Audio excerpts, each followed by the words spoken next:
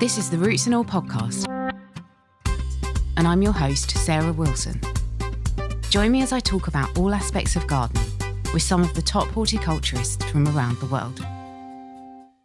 Hello and welcome to this week's episode, where my guest is professional addiction recovery coach Andy Mitchell. Andy has conducted research into gardening as a tool to help people overcome addictions, and alongside having lived experience, Andy has extensive professional training within the field of addiction. We speak about why gardening provides such a powerful backdrop to the recovery journey and find out there's so much more yet to be learnt. Thank you very much to Andy for sharing his wealth of knowledge, and thank you for listening. The work that I do now, I'm what's known as an addiction therapist stroke addiction recovery coach. But I suppose for the purposes of this podcast, it's the journey that's led me to where I am now. That's going to be particularly interesting. And my relationship, I suppose, with gardening and addiction recovery. In my previous life, in my previous world, I was working very much in IT. It was what I would consider a very tedious and mundane job. And as with many of us, there was, I suppose, a very significant life crisis that I had with my father having cancer and dying very rapidly. And I had a bit of a breakdown, not a bit, it was a major existential breakdown, I suppose you can call it. And what I also noticed was that I was very much self-medicating myself with alcohol at the time. I had a history, I suppose, of problematic use with alcohol, probably for most of my adult life. And I was in my early 40s then.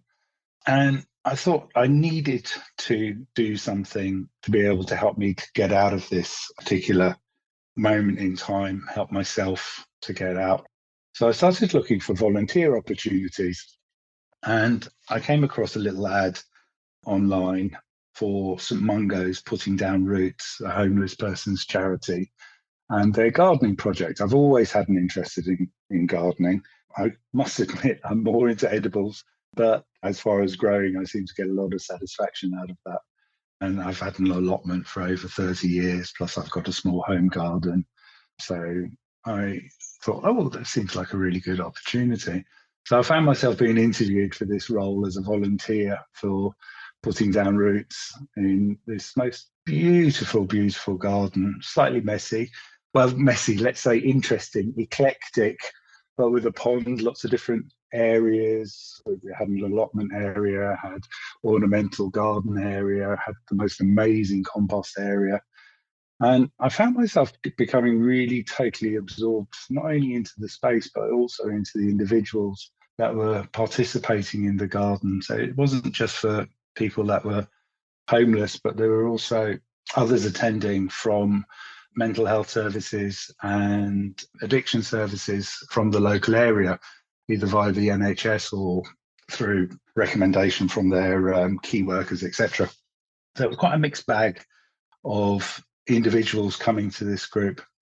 And one morning, I had quite a profound. It was sort of, so I was a volunteer to sort of help within the garden, and I was gardening with one lady. And she just turned around to me and said, you know, we have these profound moments of revelation. And she just turned around to me and said, you've got to sort yourself out. And I was having the shakes, and I was obviously had been drinking the night before. And it just suddenly realized that it was recovery, I suppose. I'd never given a name to what I was doing at that point in time. And really what I was doing is I was in the middle or somewhere within my own recovery journey. And by being able to give it a name, I suppose, I was able to then start to have very different conversations about my own needs and my own journey, I suppose, and to have a little look deeper into where I was with myself. And what I started to realize was that pretty much everybody there at that garden, whilst not in relationship to addiction in any sense, but with other sort of mental or physical health problems, were there purposefully using the garden and using gardening for their recoveries. And I just found this completely fascinating.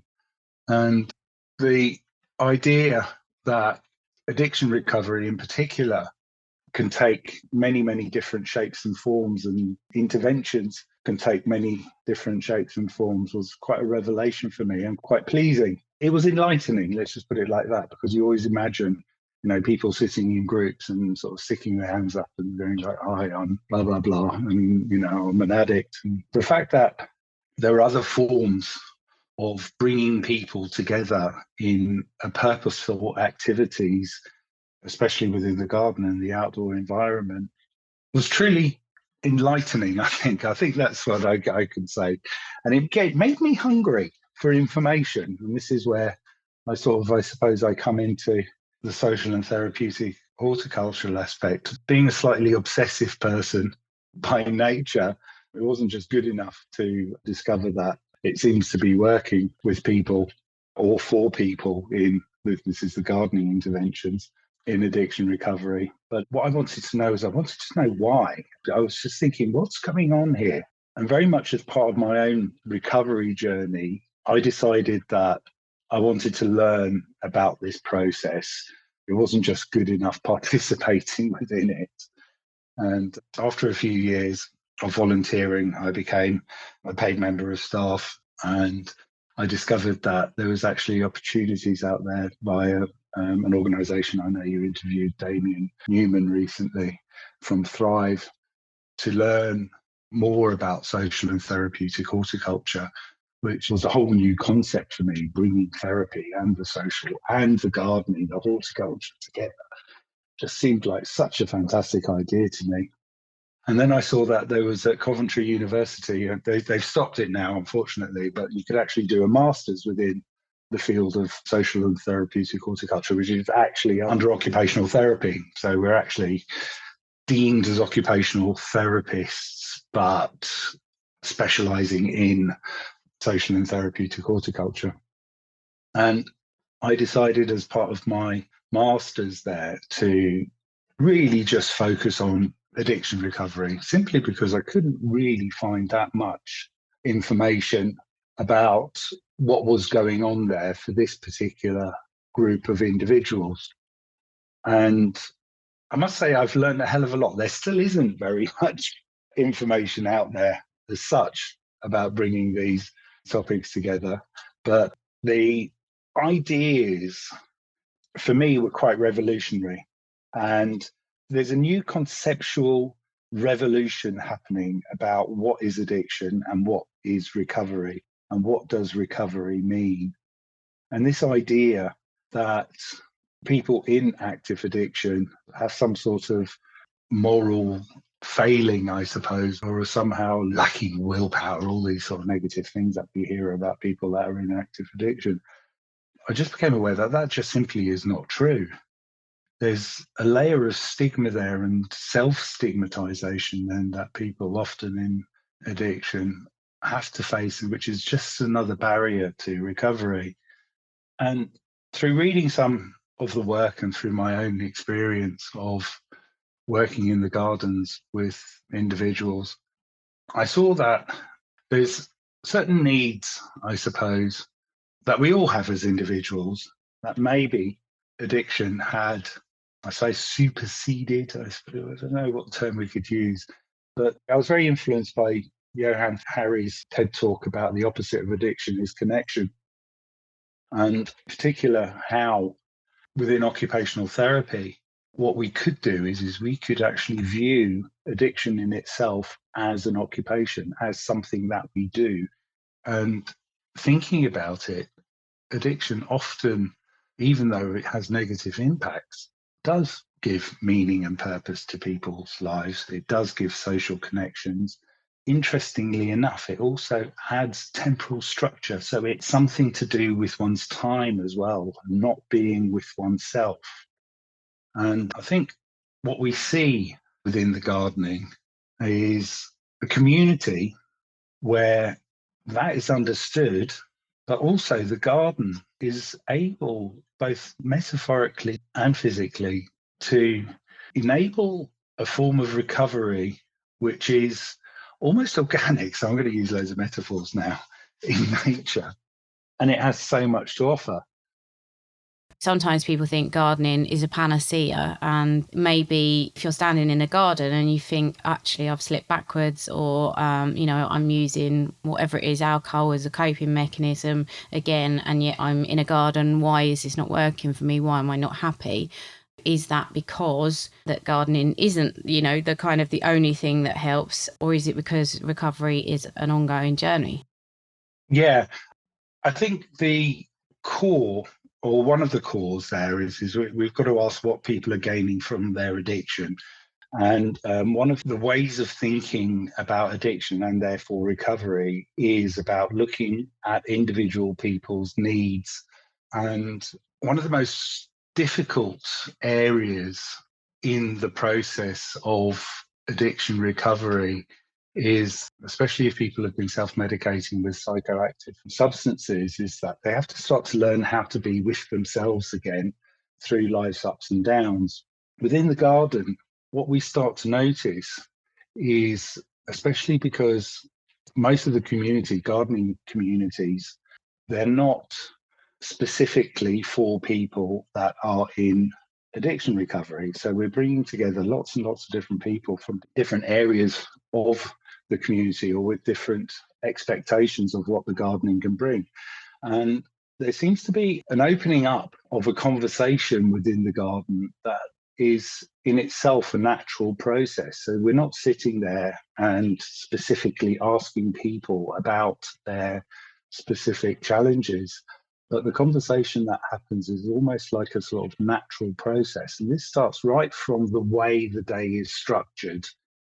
So within the garden, what we have is we have a board, we have a shed, we have all the usual things within the garden. And on that board is a little sort of to-do list, what needs to be done. It could be, clearing paths. It could be a little bit of weeding bed, or a bit of pruning, bit of this and bit of that. People walk up and they choose their job, maybe get together with a few people.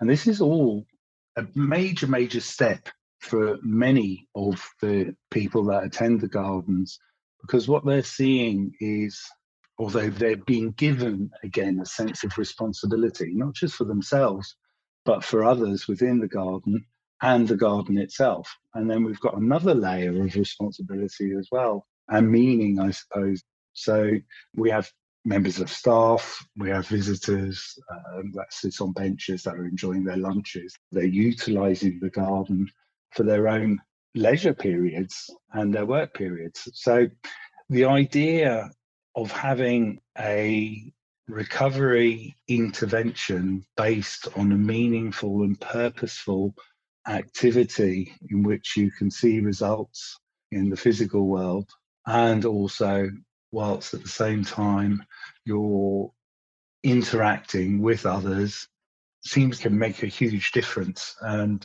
there's a sense of empowerment that comes with that. I think the way that we notice it the most is how people self-identify within the garden.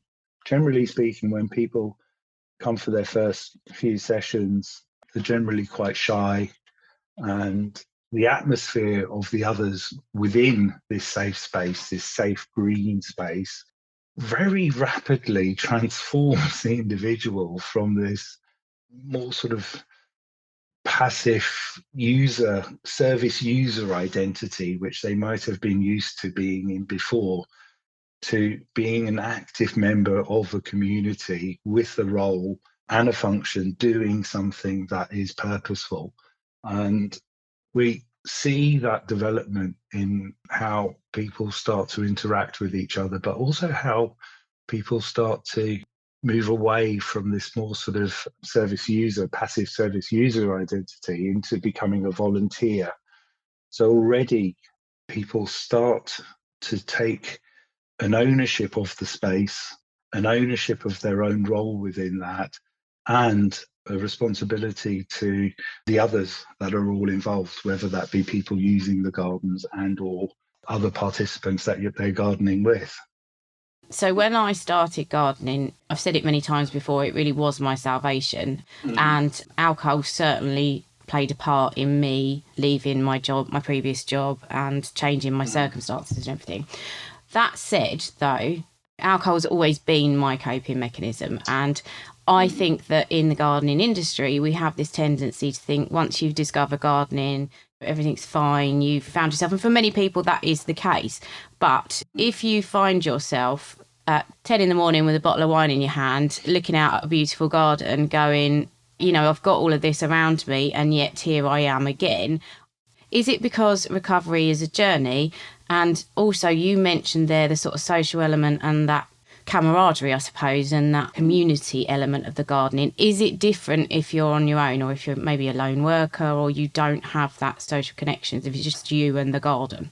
So what we're talking about here is we're talking about intentional interventions. So there's a big difference between private gardening and going out maybe into a community gardening and gardening purposefully with others. There's a variety of different reasons why people might choose to do that, especially within the mental health world. So that could be with anxiety, depression, trauma, but also addiction.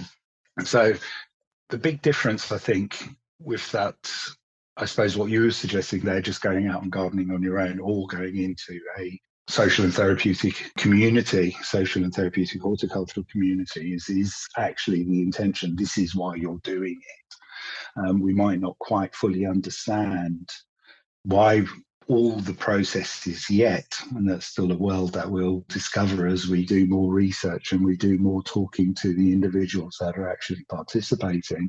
But there is an understanding that the reason why I am attending, if I'm a volunteer gardener within the community, is for my well-being. And the tool that we're using is the gardening with others. So in the forefront of the individual's mind, and us as social and therapeutic horticultural therapists, we're very, very aware of that. And the garden, I suppose, offers an alternative space in which people can start to rediscover skills that they might have either neglected or had maybe forgotten that they had as a result of their relationships with their substances, and to be able to build up a level of confidence within the real world. When I say real world, what we know about addiction, especially in relationship to psychoactive substances, is we often use as a coping mechanism, as you've just mentioned there. And addiction recovery is so much more than just abstinence. What it's about is it's about being able to thrive and to live life as full as possible without having to feel the need to go back into that world that is addiction. And that process of change, of reintroducing oneself, I suppose, to the sober reality can be incredibly traumatic for some people, especially if they've been using for decades. So the garden offers a gentle, kind space, and it's almost the opposite of addiction in that sense, where many use and it becomes very isolating. And when I say the garden is a gentle space, it's an open space. It's a space that has very little risk, intentional risk involved to individuals, but it also might be some of the first times that certain people have actually come out of their addictive environment, whether that be their home or hostel or wherever, and felt a sense of security in an environment that doesn't feel hostile. That step in itself is massive. I'm glad you made that distinction, because, there will be people listening thinking, I'm gardening, therefore why am I not happy, or why am I not getting on top of things? But it is that actively seeking help first, and then gardening within a structured environment that is geared towards recovery. It's obviously very, very important, and I'm so pleased that you're doing this work, because you are doing groundbreaking work, actually. And as you said, then more needs to be researched in this area. If people wanted to find out more, how could they get in touch with you, or are there any resources that you might recommend? It's pretty tricky at the moment, especially in relationship to addiction itself. I'm in contact with various different organisations. What I would say, if anybody is contemplating using gardening within their recoveries, I would actually approach any of the community gardens within, especially if you're within the UK. And you don't necessarily, and this is one of the delightful things about the gardening communities that are out there, you don't actually necessarily have to declare why you want to attend, because what you're actually doing is you're also becoming a volunteer. I think the majority of the community gardens will have the time and the space for you. I went recently, so I continue to visit gardens all over, well, whenever I'm away as well, abroad, but also here in the UK. Last weekend, I went to Chiswick House to their kitchen garden, and I was walking around while there were volunteers. You see already difference between service user and volunteer, and sort of listening in a little bit to the conversations that they were having. And the fact that you are attending these spaces and these gardens purposefully for your own recovery does not necessarily mean that it's a recovery based organization or an addiction and recovery based organization. And I think that's probably one of the strengths there about why and how these spaces work. So you don't necessarily, I suppose, need to have entered a formal program, just that, that's your intention, is that you're going along. And yeah, absolutely. We find that a lot too where I work. Mm. So yeah, that's definitely beneficial. You don't have to explicitly say why you're attending. Absolutely. Yeah. I think there's a lot of scope for organizations to maybe open up or have specific programs for people within addiction recovery, but I'm not aware of very many at the moment. I know that you work for an organization which is for veterans, and I quite imagine that part of the trauma or part of the coping mechanisms that people have within that group, they're also having their journey, I suppose, within addiction recovery. Within the homeless person sector, we have a lot of people that are veterans that are also become homeless, that are also having issues with addiction.